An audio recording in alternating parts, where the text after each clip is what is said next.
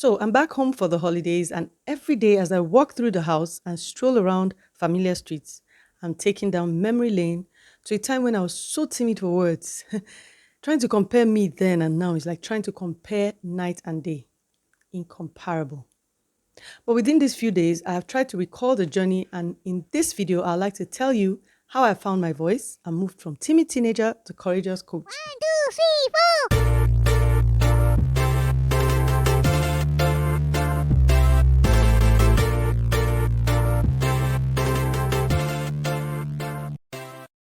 Hi, my name is Ruth, and you are welcome to my channel where I share tips, stories, and conversations that help you activate your potential, build a balanced personality, and clarify your purpose and path in life.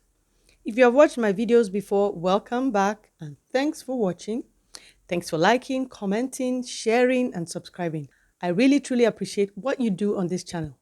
Now let's get into how I found my voice and how you can find your voice too. I never was the talkative child. In fact, I was even very far from the average talking child. I was a typical introverted recluse.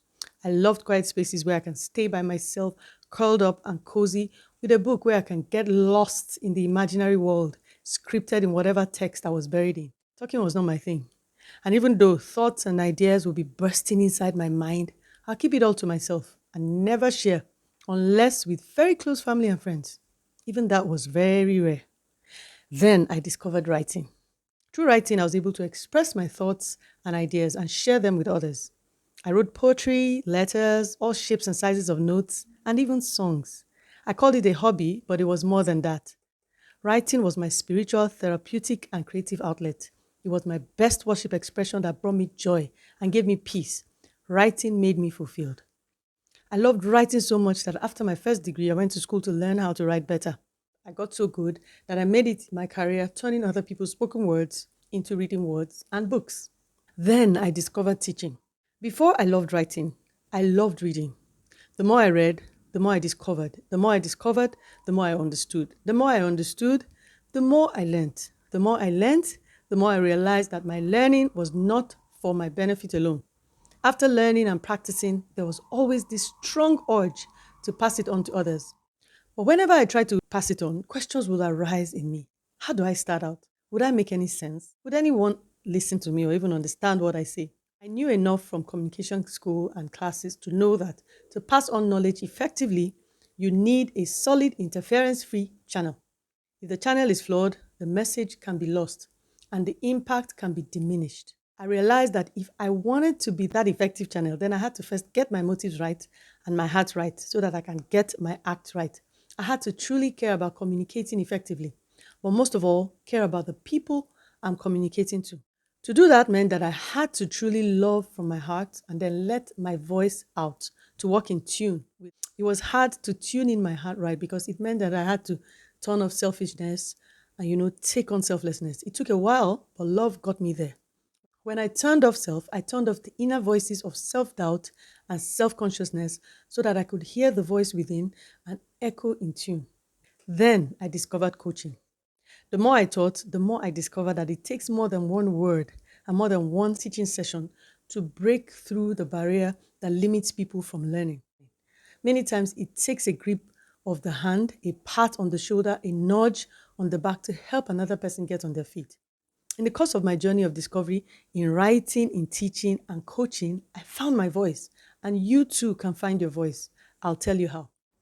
If you like what you've been hearing so far, consider hitting the like button, making a comment, and sharing this video with someone. Thank you for watching. Thank you for liking. Thank you for commenting. Thank you for sharing. And most of all, thank you for subscribing. Now let's get on with how you can find your voice.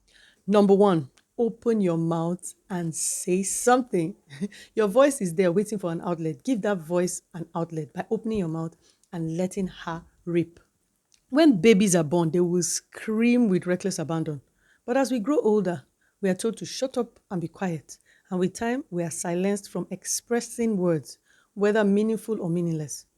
And so we become silent. We just wrap up in our words. When words come to your heart or your mind, you need to find an outlet. If you don't have words yet, just shout out loud. Scream on top of your voice. Read from a book audibly so you can hear yourself. Stand in front of a mirror and say something to yourself. Just do anything that comes to mind just to get used to hearing your voice and get comfortable with it. Please do this in private. When I first decided to speak up, I would scream and shout in the bathroom while bathing or talk to my reflection in the mirror until I started to get used to hearing my voice and then started venturing to talking more to other people. The more I shared with people, the more I got comfortable with sharing. Two, shut down those dissenting voices within.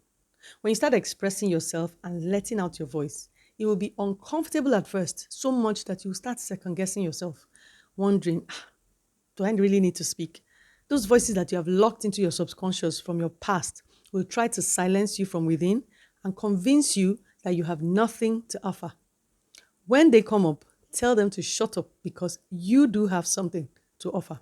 And your voice is one way you can transmit that offering.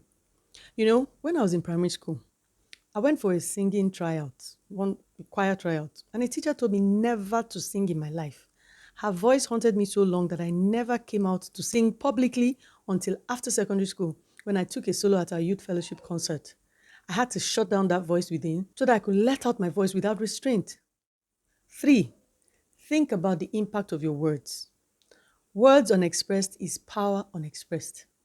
Words have power, but without a voice, much of the power of words are limited. When you discover how much words have power to change things around you, you will not hesitate to speak up.